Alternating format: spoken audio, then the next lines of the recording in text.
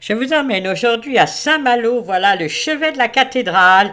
Nous tournons le dos à la grande porte et les murailles. Toute petite rue, nous arrivons là pour admirer le chevet de cette vieille cathédrale romane du XIe siècle. Rien ne manque, les arcs-boutants, les gargouilles, les épis de fêtage bien sculptés, les vieilles rosaces, puis le clocher, vous voyez, bien solide avec ses contreforts. Mais il a été rehaussé car la flèche de Napoléon III est tombée lors du bombardement de Saint-Malo le 6 août 1944. Voilà, la façade, c'était une façade dite néoclassique, style jésuite, vous voyez, très sobre, avec aussi une porte de chaque côté, et nous rentrons dans cette magnifique cathédrale. Regardez la rosace, elle a été complètement éclatée lors du bombardement du 6 août 1944, et c'est les vitraux de Jean Lemoal qui les a réalisés en 1960 alors qu'on avait refait la rosace. Voilà les clés de voûte, vous voyez que ça a été là aussi refait, car lorsque la flèche du clocher est tombée, cela a évidemment beaucoup endommagé l'ensemble de la cathédrale. Voilà Jacques Cartier, ici, qui a été béni par l'évêque de Saint-Malo le 16 mai 1535, alors qu'il partait découvrir le Canada. Cette statue a été retrouvée dans les décombres, vous voyez, elle est du XVIe siècle en bois sculpté. Et là-haut, deux statues, Saint-Malo et Saint-Maur, qui sont des sculptures récentes. Et voilà le chœur, ce chœur qui est roman, néo-gothique pour une certaine partie, avec cette magnifique rosace, et surtout ces vitraux apportent une lumière absolument magnifique sur l'ensemble de la cathédrale. Voilà les gisants, un chevalier, un archevêque, car Saint-Malo a été cathédrale pendant très longtemps, plusieurs siècles. Et ici, vous avez un autre chevalier qui est enterré là, avec René du Guet-Trouin, le corsaire de Louis XIV, vous voyez, très célèbre. Un autre évêque ici qui n'a pas voulu se faire représenter lui-même, mais seulement sa crosse ou son bâton de pèlerin, on ne sait pas trop. Vous voyez, le lion qui est la force de la foi qu'il a dirigé toute sa vie.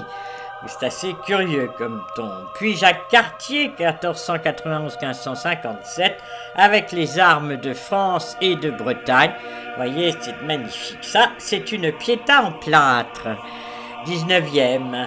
On aperçoit un peu le style néo-gothique de l'ensemble du chœur, avec ses voûtes magnifiques, qui sont du XIIIe siècle, à l'époque où on a agrandi la petite chapelle pour en faire une cathédrale, puisque en 1145, Saint-Malo devint cathédrale. Voilà l'énorme verrière rosace, avec les apôtres et ses couleurs et ce style tout à fait nouveau, puisqu'elle date 1960.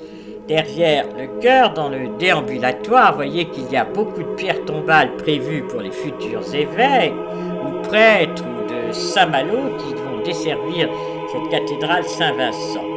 Et voilà les fonds baptismaux très originaux, regardez, dans un vieux granit triangulaire, il n'y a que 3 angles, vous voyez, avec ces anges sculptés à chaque extrémité, au milieu on ne sait pas trop, tous se donnent la main pour combattre l'hérésie et donner la vie sainte à l'enfant qui sera baptisé là-haut, vous voyez, ce travail de bronze au-dessus avec les deux endroits pour baptiser les enfants. C'est tout à fait étonnant. Puis, une autre surprise, ça c'est une sainte de Bretagne dont le corps n'a pas été tout à fait décomposé, mais bon, je n'ai pas pu arriver à lire qui c'était. Il faudra que je retourne avec vous. Ça, c'est Notre-Dame de la Garde, de la Grande Porte, car elle était sur la Grande Porte des Murailles. Cette statue est arrivée en bateau miraculeusement. Elle est du XVIe siècle, vous voyez, encore un peu polychrome.